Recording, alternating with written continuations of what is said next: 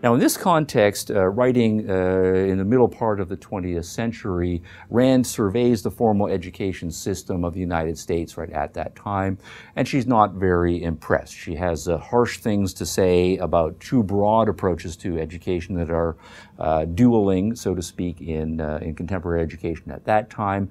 There are the many traditional forms of education where students are put in straight rows. The teacher is the authority. The teacher expects obedience. The teacher lays out a certain amount of stuff. The students are supposed to absorb that and regurgitate it on tests and so forth. Rand has a great deal of hostility toward that form of education.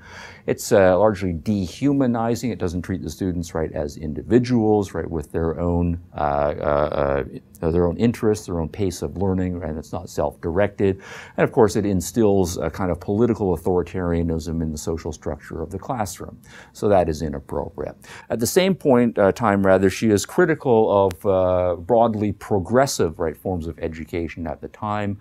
Many of those de-emphasize cognitive training of students and instead emphasize socializing, putting students in groups, emphasizing conformity, getting along with the group, compromise, right, and so forth. The idea that there aren't really necessarily right answers, instead that we should proceed on the notion of group consensus and so forth.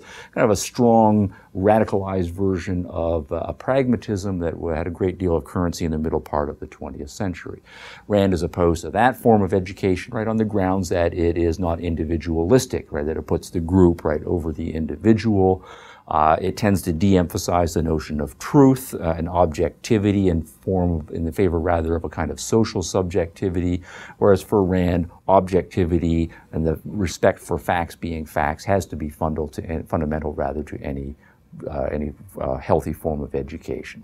Quote, "The academia jet set coalition is attempting to tame the American character by the deliberate breeding of helplessness and resignation in those incubators of lethargy known as progressive schools, which are dedicated to the task of crippling a child's mind by arresting his cognitive development. It appears, however, that the progressive rich will be the first victims of their own special theories. It is the children of the well-to-do who emerge from expensive nursery schools and colleges as hippies and destroy the remnants of their paralyzed brains by means of drugs." Unquote.